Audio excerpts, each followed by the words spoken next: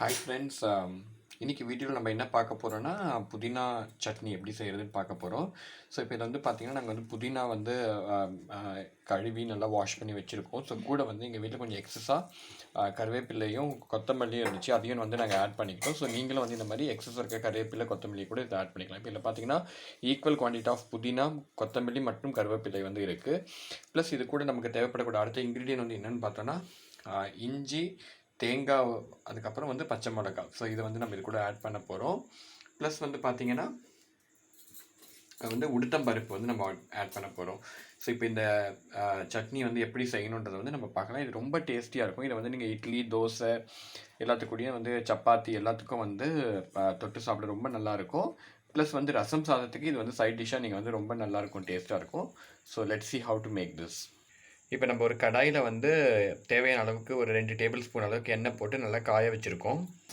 எண்ணெய் காஞ்ச உடனே நம்ம எடுத்து வச்சு இந்த உளுத்தம்பருப்பை வந்து இது கூட போட்டு நல்லா மிக்ஸ் பண்ண போகிறோம். இப்போ நாங்கள் வந்து ஒரு கட்டு அளவுக்கான புதினா, அது கூட வந்துட்டு பார்த்திங்கன்னா நம்ம கொத்தமல்லி கருவேப்பிலை வந்து ஈக்குவலாக வந்து ஆட் பண்ணியிருக்கோம்.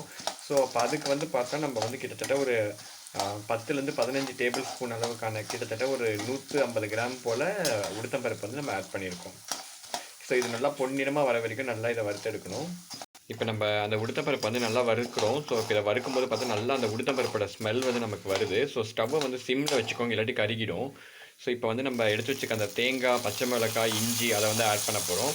ஸோ இஞ்சி நீங்கள் ஆட் பண்ணுறதுனால உங்களுக்கு என்ன பெனிஃபிட் கிடைக்கும்னு பார்த்தீங்கன்னா கோல்டுக்கெல்லாம் ரொம்ப நல்லது, ப்ளஸ் ஜீரணத்துக்கு வந்து ரொம்ப நல்லது.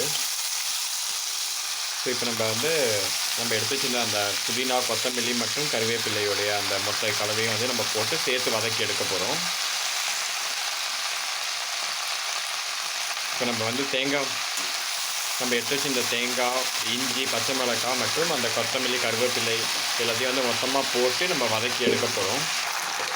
இப்போ நீங்கள் பார்த்தீங்கன்னா நம்ம எடுத்து வச்சுருக்க தேங்காய், பச்சை மிளகாய், இஞ்சி மற்றும் அந்த கொத்தமல்லி, கருவேப்பிலை, அந்த புதினா மொத்தத்தையும் போட்டு நம்ம நல்லா வதக்கி எடுக்கிறோம். ஸோ ப்ளஸ் வந்து இது கெட்டு போகாமல் இருக்கிறதுக்காக ஒரு சின்ன அளவுக்கான ஒரு நெல்லிக்காய் அளவுக்கான புளி வந்து நம்ம இது கூட சேர்த்து ஆட் பண்ணிக்கிறோம். இப்போ பாருங்கள், நம்ம நல்லா வதக்கி எடுக்கிறோம். இன்னும் கூட கொஞ்சம் நல்லா வதங்கணும். அதுக்கப்புறம் இதை நம்ம ஆற வச்சு அரைக்க போகிறோம். ஸோ இப்போ நல்லா நம்ம வதக்கிட்டு இருக்கோம். இப்போ பார்த்திங்கன்னா உங்களுக்கு தெரியும், நம்ம போடும்போது அது எவ்வளோ குவான்டிட்டிலேருந்து இப்போ வதங்கி எவ்வளோ சுருங்கி இருக்குன்னு பார்க்குறோம்.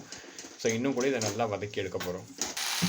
இப்போ பார்த்தீங்கன்னா ஃப்ரெண்ட்ஸ் நல்லா வந்து வதங்கிடுச்சு. ஸோ இந்த பதம் வரைக்கும் அதை நீங்கள் வதக்கி எடுக்கணும். ஸோ இந்த பதத்துக்கு வந்ததுக்கப்புறம் நீங்கள் வந்து ஸ்டவ்வை ஆஃப் பண்ணிவிட்டு இதை வந்து நம்ம இப்போ வந்து ஆற வைக்க போகிறோம். ஆற வச்சுட்டு அப்புறம் மிக்சியில் போட்டு அரைக்க போகிறோம். ஸோ இப்போ நான் வந்து ஸ்டவ் ஆஃப் பண்ணிவிட்டு இதை ஆற விட்டுருக்கேன். ஹாய் ஃப்ரெண்ட்ஸ், இப்போ நம்ம எடுத்து வச்சுருந்த அந்த இது புதினா, கொத்தமல்லி, அந்த கருவேப்பிலையோட அந்த இது வந்து நல்லா ஆறிடுச்சு. இப்போ நம்ம அந்த ஜாரில் ட்ரான்ஸ்ஃபர் பண்ணிட்டோம். ஸோ இப்போ இந்த ஸ்டேஜில் வந்து நம்ம இது கூட வந்து உப்பு வந்து ஆட் பண்ண போகிறோம். நமக்கு தேவைப்படக்கூடிய அளவுக்கான உப்பு ஆட் பண்ண போகிறோம். ஸோ எங்கள் வீட்டில் கொஞ்சம் கம்மியாகவே நாங்கள் உப்பு சாப்பிடுவோன்றனால கொஞ்சம் கம்மியான உப்பு நாங்கள் ஆட் பண்ண போகிறோம். நீங்கள் உங்களுக்கு எவ்வளோ உப்பு தேவையோ அதுக்கேற்ற போல் நீங்கள் ஆட் பண்ணிக்கோங்க. இப்போ பாருங்கள், நான் வந்து கொஞ்சமாக ஒரு டேபிள் ஸ்பூன் அளவுக்கான உப்பு வந்து நான் ஆட் பண்ணியிருக்கேன். சால்ட்டு நான் ஆட் பண்ணியிருக்கேன். ஏன்னா சால்ட் ஏன் ஆட் பண்ணனா, இது நம்ம அரைக்கும்போது இந்த கல்லுப்பு ஏன் ஆட் பண்ணிக்கணும், இது அரைக்கும் போது இது வந்து அப்படியே நமக்கு கரைஞ்சிரும். அதனால தான் நம்ம கல்லுப்பு ஆட் பண்ணியிருக்கோம்.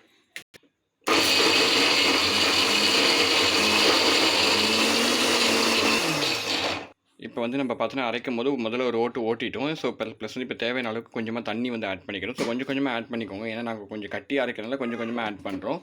ஸோ உங்களுக்கு எந்த மாதிரியான கன்சிஸ்டன்சியில் வேணுமோ அதுக்கு தண்ணி ஆட் பண்ணிக்கிறோம். இப்போ பாருங்கள், நம்ம மிக்சியில் போட்டு நல்லா அரைச்சிட்டோம். இப்போ நல்லா இந்த கன்சிஸ்டன்சி வந்துடுச்சு. கொஞ்சம் சொர இருந்தால் தான் நல்லா டேஸ்ட்டாக இருக்கும் தொட்டு சாப்பிடும்போது தோசைக்கு, இட்லிக்கெலாம். ஸோ ஆக்சுவலாக இதை வந்து நாங்கள் வந்து இப்போ சப்பாத்திக்காக சைட் டிஷ் அதை மேக் பண்ணிகிட்ருக்கோம். ஸோ ரொம்ப நல்ல கன்சிஸ்டன்சியில் வந்துருக்கு. ரொம்ப அந்த கொத்தமல்லி, கருவேப்பிலை ப்ளஸ் புதினாவோட வாசனை வந்து ரொம்ப நல்லாயிருக்கு. அது கூட அந்த ஃப்ளேவர் ஆஃப் கோகனட் அண்ட் உளுத்தம்பருப்பு வந்து ரொம்ப எக்ஸ்ட்ராடினரியாக இருக்குது. ஸோ நீங்களும் இதை ட்ரை பண்ணி பாருங்கள். ட்ரை பண்ணி பார்த்துட்டு கமெண்டில் எப்படி இருக்குன்னு சொல்லுங்கள். Thank you friends. மறக்காமல் லைக் பண்ணுங்கள், ஷேர் பண்ணுங்கள், சப்ஸ்கிரைப் பண்ணுங்கள்.